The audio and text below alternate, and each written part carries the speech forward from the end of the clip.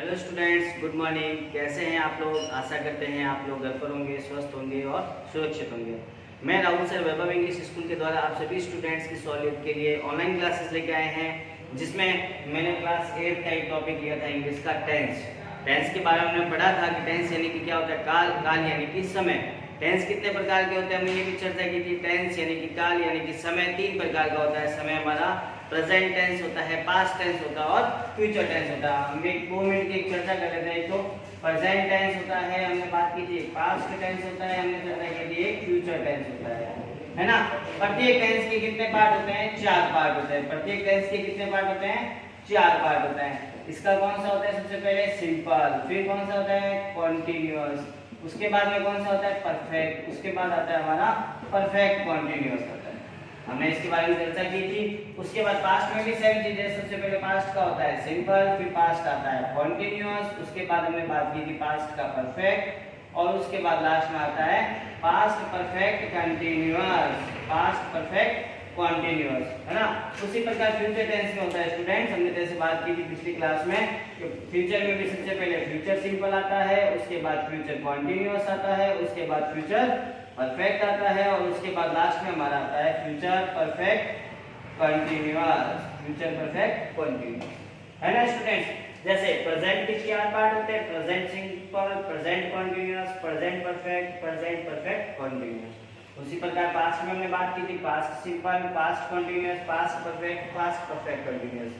फिर उसी प्रकार future simple, future continuous, future perfect और फ्यूचर परफेक्ट कॉन्टिन्यूअस। इसका मतलब क्या हुआ? टेंस हमें पढ़ने 4, टेंस हमें पढ़ने हैं 3। प्रत्येक टेंस के कितने पार्ट होते हैं? मान लो एक प्रेजेंट का, एक पास्ट का, एक फ्यूचर का है, तो प्रत्येक टेंस के कितने पार्ट? 4 पार्ट इसके, 4 पार्ट इसके और 4 पार्ट इसके। टोटल हमें टेंस पढ़ने हैं 12। ओके, हमने उस दिन क्लास में स्टूडेंट जैसे चर्चा की थी कि प्रेजेंट टेंस में सबसे पहले कौन सा आता है? प्रेजेंट का सिंपल या फिर प्रेजेंट इंडेफिनिट टेंस। हमने उस दिन इस सब्जेक्ट के बारे में, इस टॉपिक के बारे में चर्चा की थी कि भाई प्रेजेंट सिंपल टेंस या प्रेजेंट इंडेफिनिट टेंस कौन सा होता है। चलो स्टार्ट करते हैं हमारी क्लास में। प्रेजेंट सिंपल टेंस को कंप्लीट करते हैं, और लास्ट में हमारे 2 मिनट की वीडियो में हम जितनी भी वर्ब होती है, लगभग उम्मीद करते हैं कि मैं आपको 35 या 30 कम से कम वर्ब आपको और लिखाऊं, ताकि आप लोग घर पे अभ्यास करो वर्ब्स के बारे में कि वर्ब्स 3 फॉर्म 4 फॉर्म वर्ब्स की कौन कौन सी होती है, कैसे बनती है, एक एक चीज दिमाग में रखो अपने। ओके स्टूडेंट, सबसे पहले हम देखते हैं present simple tense. Present simple tense, present simple tense कौन सा होता है स्टूडेंट्स? प्रेजेंट सिंपल टेंस वो होता है जहां पे क्या होता है, हमें हमारे हैबिचुअल एक्शन के बारे में बताता है, जो हमारे हैबिट के बारे में बताता है। हैबिचुअल एक्शन या फिर सिंपल या फिर कुछ भी हमारा क्वेश्चन मार्क ना हो, एक्सक्लेमेटरी मार्क ना हो, ना WH वर्ड हो, ना हमारा वो हेल्पिंग वर्ब से शुरू हो, ये कुछ भी नहीं होनी चाहिए। मतलब हैबिचुअल एक्शन जो डेली के आदतन कार्य हैं, हम रोज के जो कार्य करते हैं, ये आज का हमारा सारा कार्य है, वो प्रेजेंट इंडेफिनिट टेंस में या प्रेजेंट सिंपल टेंस में जाता है। हैबिचुअल एक्शन हो गया, सिंपल कार्य हो गया जो हम डेली रूटीन में हमारे करते हैं। उसके अलावा ये चीज जरूर ध्यान रखना, जहां पर क्वेश्चन मार्क आ जाए, एक्सक्लेमेटरी मार्क आ जाए, या WH या हेल्पिंग वर्ब से शुरू हो, तो वो हमेशा हमारा प्रेजेंट इंडेफिनिट टेंस नहीं होता है। प्रेजेंट इंडेफिनिट या प्रेजेंट सिंपल टेंस नहीं होता है। अब हम बात करते हैं प्रेजेंट सिंपल टेंस का एक एग्जांपल लेके हम बात करते हैं। अगर मैं लिखता हूं ही डैश डैश क्रिकेट,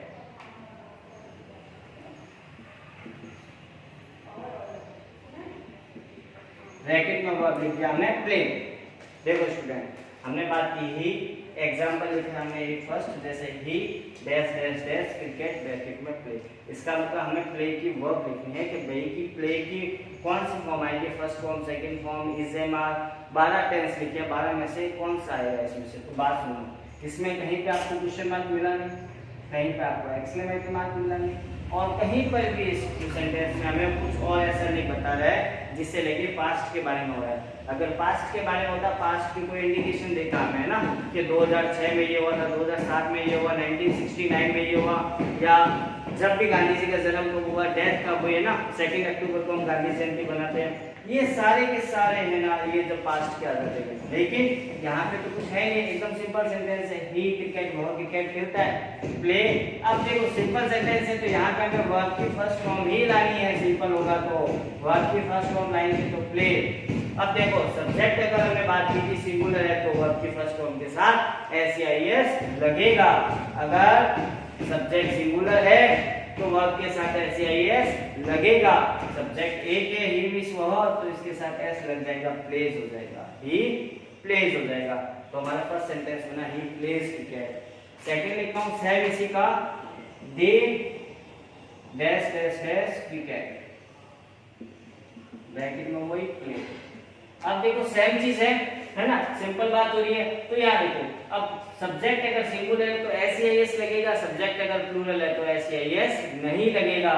दे क्या है, सब्जेक्ट सिंगुलर या प्लूरल? हमने चर्चा की थी इस बारे में कि दे, आई, वी, यू और दे कौन से होते हैं? प्लूरल होते हैं।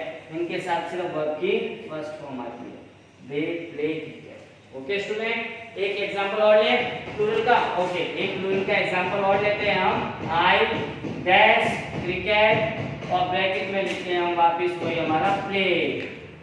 ओके स्टूडेंट, अब देखो सेम चीज है।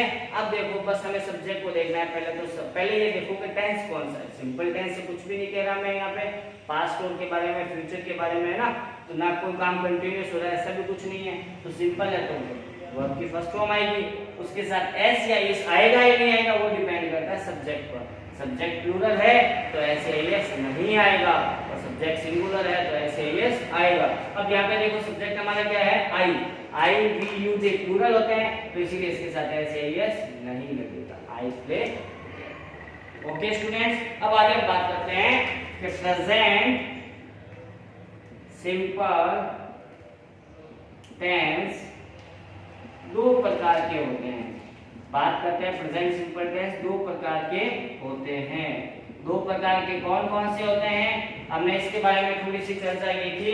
फर्स्ट नंबर पे मैंने लिखा था प्रेजेंट अफर्मेटिव सेंटेंस। प्रेजेंट में कौन सा था, प्रेजेंट सिंपल का अफर्मेटिव सेंटेंस।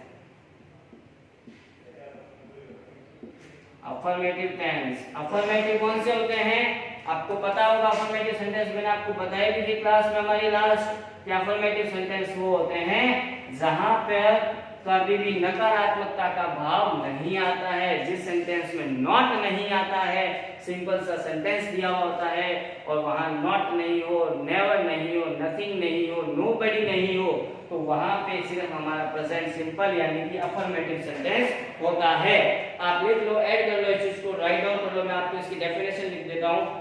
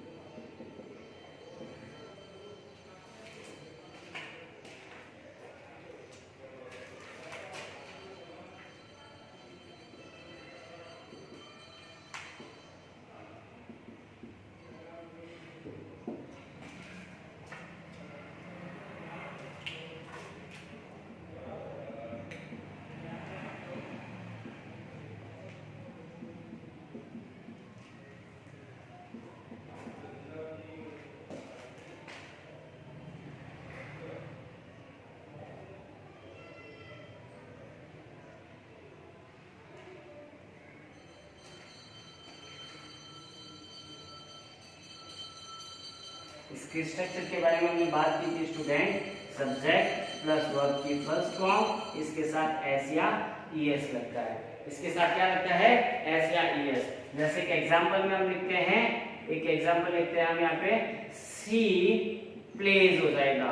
सी क्या हो जाएगा, मैंने क्या लिखा, अफर्मेटिव में एस या es added in the first form of the verb. S या ईएस को ऐड किया जाता है फर्स्ट फॉर्म में वर्ब की, first form of the verb मतलब वर्ब की फर्स्ट फॉर्म में ऐड किया जाता है किसको, एस या ईएस को, with the third person singular, यानी कि थर्ड पर्सन सिंगुलर भी हो सकता है। थर्ड पर्सन सिंगुलर यानी कि कोई भी नाम हो सकता है, जैसे मोहन, सोहन, सीता, गीता, रीता, है ना, श्याम, कुछ भी नाम है ना, हो सकता है, या फिर ही शी इट, या फिर कोई सिंगुलर नाउन, जैसे सी था आ गया तो हमने क्या लिख दिया, सी प्लेज लिख दिया।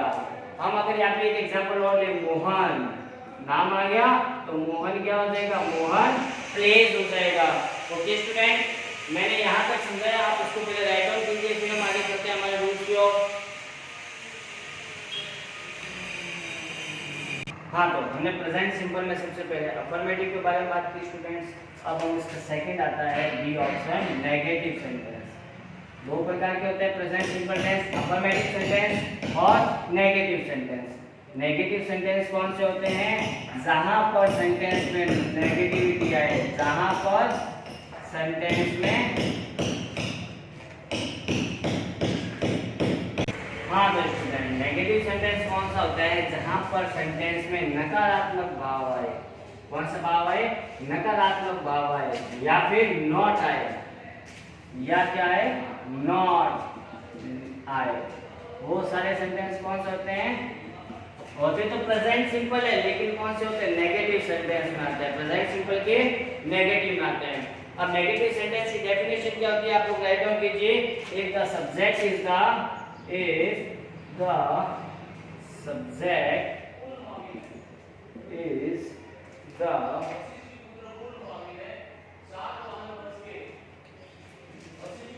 Third person singular, third person singular, यानी कि ही, शी, इट, या सिंगुलर नाउन, या फिर सिंगुलर नाउन आए तो वहां पर डज नॉट आएगा। नॉट अकेला नहीं आता है, वहां पर क्या आएगा, डज नॉट आएगा। और if the subject is plural, subject क्या हो हमारा, प्लूरल हो, यानी कि आई, वी, यू और दे, या फिर कौन सा हो, प्लूरल नाउन, प्लूरल नाउन आए तो वहां पर डू नॉट आएगा। वहां पर क्या आएगा, डू नॉट आएगा। हम एग्जांपल करते हैं कुछ इसके डू नॉट और डज नॉट के। एक एग्जांपल लेते हैं, चलो।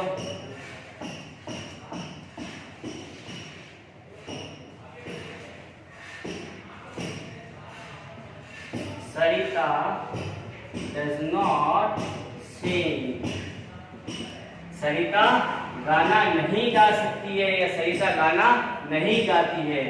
अगर मैं दूसरा एग्जांपल लूं, he do not play cricket, he do not play cricket, यानी कि वह क्रिकेट नहीं खेलता है, या उसके द्वारा क्रिकेट नहीं खेला जाता है। सरिता गाना नहीं गाती है, या सरिता के द्वारा गाना नहीं गाया जाता है। तो इसमें देखो, अगर सब्जेक्ट हमारा सिंगुलर होगा तो क्या आएगा, डज नॉट आएगा। सॉरी, यहाँ पर भी क्या आएगा, डज नॉट आएगा। अगर सब्जेक्ट हमारा सिंगुलर हो तो क्या आएगा, डज नॉट, और अगर सब्जेक्ट हमारा प्लूरल हो तो आएगा डू नॉट। जैसे कि एक एग्जांपल में हम ले लेते हैं प्लूरल का, आई या वी या यू या दे, कुछ भी ले लो चारों में से आप, और साथ में लगा दो do not swim, do not swim, यानी कि आई डू नॉट स्विम यानी कि क्या हो गया, मैं नहीं तैर सकता। वी डू नॉट स्विम यानी कि हम नहीं तैर सकते। यू डू नॉट स्विम यानी कि तुम नहीं तैर सकते या तुम स्विम नहीं कर सकते। दे डू नॉट स्विम यानी कि वे नहीं स्विमिंग कर सकते। ओके स्टूडेंट, तो नेगेटिव सेंटेंस जहां पर सेंटेंस में नकारात्मक भाव है, अगर सब्जेक्ट हमारा क्या हो, सिंगुलर हो, ही शी इट, या सिंगुलर नाउन हो तो डज नॉट, और अगर प्लूरल हो तो वहां पे क्या आएगा, डू नॉट आएगा। ओके स्टूडेंट, अब हम आगे चलते हैं हमारे थर्ड नंबर में इसमें। हाँ तो स्टूडेंट, हमने जैसे बात की कि प्रेजेंट सिंपल टेंस एक अफर्मेटिव होता है, एक नेगेटिव होता है, और एक इसमें सेंटेंस बनता है इंटेरोगेटिव।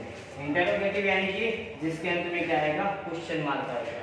इंटेरोगेटिव सेंटेंस हमें पता कैसे चलेगा भाई वो प्रेजेंट टेंस है या पास्ट टेंस है या फ्यूचर टेंस है। प्रेजेंट सिंपल टेंस होगा अगर, तो उसकी शुरुआत कहाँ होगी, सेंटेंस की शुरुआत किससे होती है? सेंटेंस की शुरुआत होती है हमारी या तो डू नॉट से होती है या हमारा होती है डज नॉट से होती है। या तो डू नॉट आएगा स्टार्टिंग में या क्या आएगा, डज नॉट आएगा।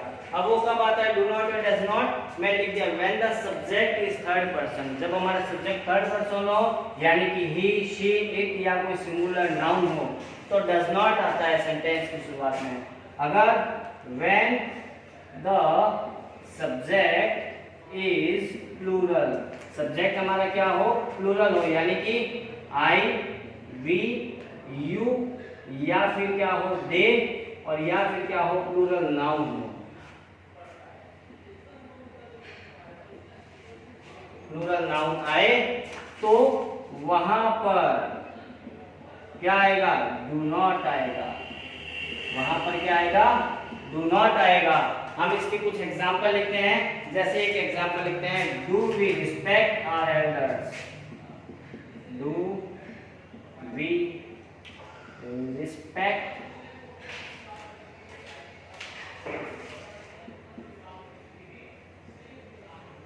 Our elders, do we respect our elders, क्या हमें हमारे बड़ों की हमें क्या करनी चाहिए, आज्ञा का पालन करना चाहिए।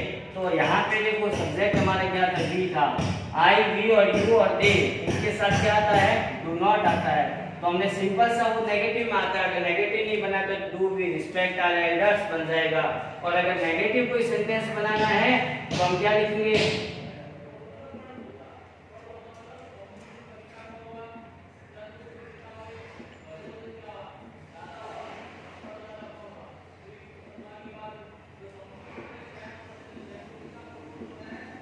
Do not you take drink, मतलब कि तुम्हें ड्रिंक नहीं करनी चाहिए, तुम्हें ड्रिंक नहीं लेनी चाहिए। अगर नेगेटिविटी आए तो डू नॉट आ जाएगा, अगर पॉजिटिव आए तो डू आ जाएगा। सिर्फ वो डिपेंड करता है हमारे सब्जेक्ट के अनुसार, अगर सब्जेक्ट प्लूरल है तो डू आ गया, अगर सब्जेक्ट वापस हमने देखा यू प्लूरल आता है तो क्या आ गया, डू नॉट आ गया नेगेटिव बनाए तो। एक और हम सिंपल सा सब्जेक्ट लेते हैं जिसमें हमारे सिंगुलर आ जाए, डज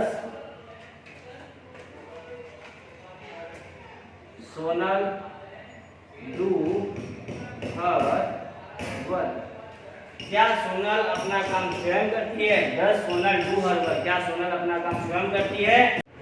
हाँ तो स्टूडेंट थर्ड सेंटेंस लिखा, does Sonal do her work, यानी कि सब्जेक्ट हमारा सोनल है तो सोनल सब्जेक्ट है, सब्जेक्ट यानी कि सिंगुलर है, सिंगुलर के साथ क्या आएगा, डज आएगा, does Sonal do her work. तो हमने सिंपल प्रेजेंट टेंस के बारे में बात की कि तीन प्रकार के अफर्मेटिव, नेगेटिव और इंटरोगेटिव। अब इसमें कुछ एडवर्ब्स होती है जिनको हमें याद करना होता है कि भाई अगर ये एडवर्ब आ जाए तो वो हमेशा प्रेजेंट सिंपल टेंस होता है। उसके बारे में चर्चा हम हमारे अगली नेक्स्ट क्लास में करेंगे। ओके स्टूडेंट, आप लोग इसको अच्छी तरीके से अपनी फेक कॉपी बनाइए, उसमें उतारिए, जहां प्रॉब्लम आती है कमेंट बॉक्स में अपना कमेंट जरूर दें ताकि आपकी प्रॉब्लम को सॉल्व कर दिया जाए। Okay, good bye.